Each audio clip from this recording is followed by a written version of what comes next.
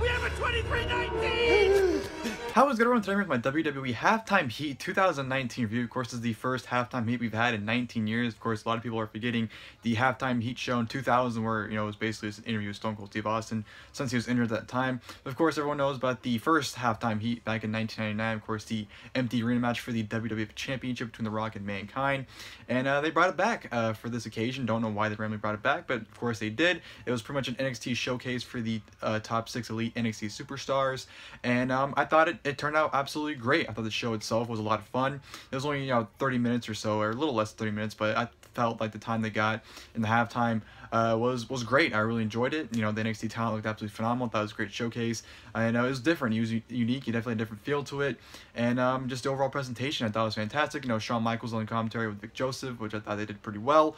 Even the environment. They did the tapings inside the Performance Center, which is to me was better than Full Sail because I'm at the point where I can't even stand the Full Sail crowd because they're just such idiots. No offense to anyone that tends to show the Full Sail, but I'm not a fan of the Full Sail crowd. So to see it in the Performance Center, preferably I want it to be an empty arena match because I thought that'd be a cooler atmosphere. But I like the fact that you had NXT superstars and their friends and families in the crowd instead of fans. So I thought that was a pretty cool thing for the wrestlers to perform in front of. So I'm not gonna complain about that, and just like I said, the overall presentation was really well done, and yeah, I definitely thought Halftime Heat was a great show. If WWE does this every year going forward, I wouldn't be opposed to it. I definitely think it's a great way to present NXT talent or just whoever you want to present in that half hour. So.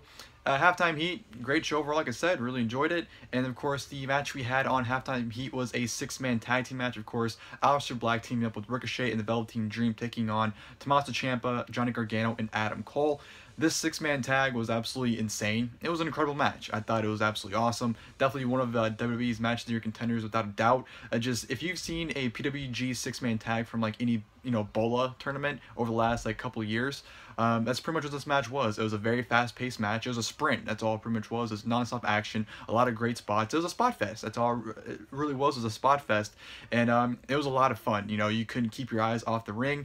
At sometimes, camera couldn't keep track of what was going on because there's so much going on. The cameraman couldn't keep track of all the action going on in this match. So a lot of fun. Like I said, fantastic matchup. Really enjoyed it. Thought it was great. It had a lot of great moments. The match started off with Ricochet and Johnny Gargano.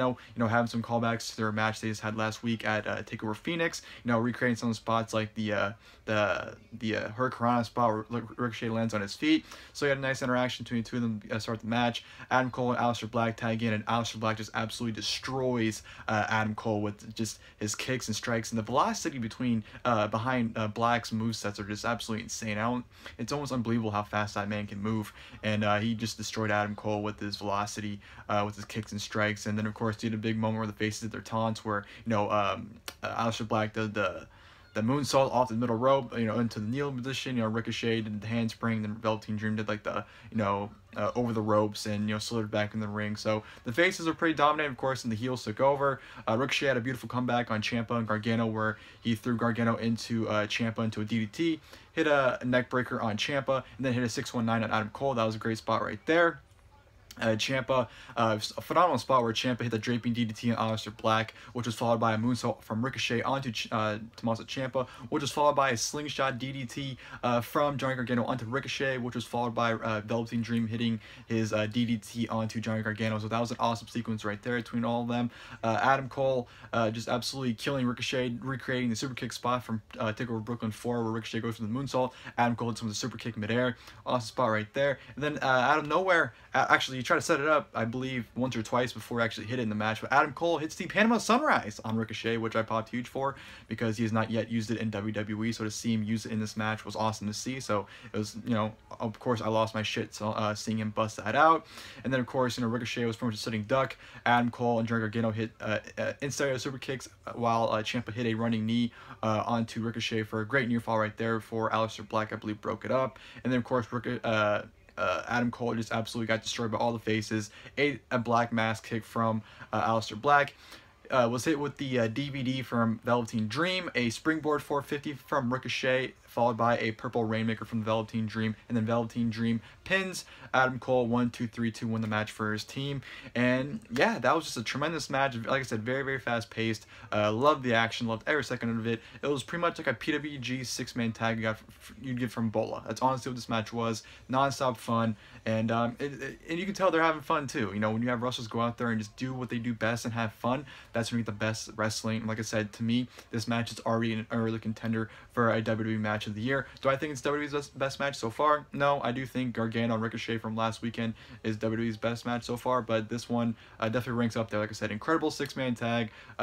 Definitely, you know, paid off greatly for that confusing finish from TakeOver Phoenix last week, and I thought it was a hell of a match. Like I said, I wouldn't mind if WWE did this yearly going forward with that, you know, some crazy matches like this from NXT for Halftime Heat. Like I said, enjoyed the atmosphere. I thought it was different, thought it was unique. The camera work could have been a little bit better, especially when they went to like a cameraman at ringside. The camera was completely different from the hard camera. You can just tell the quality was completely different for some reason. So I don't know what's up with that, but besides that, I thought Halftime Heat was a very fun show to sit through, and I thought it was great for what it was. And it definitely was a lot better than the Super Bowl. I'll tell you that. Super Bowl wasn't a fun game. I'll just flat out say. I mean, I'm not a football fan, but from what I saw, and you know, everyone on Twitter was complaining as well, so I guess I wasn't in the wrong to think that way. But yeah, wasn't a very good game. So definitely Halftime Heat was a real Super Bowl if you ask me. So hope you guys enjoyed the video. If you guys did, please like below, and until next time, I'll see you guys later. Thank you guys for watching the video.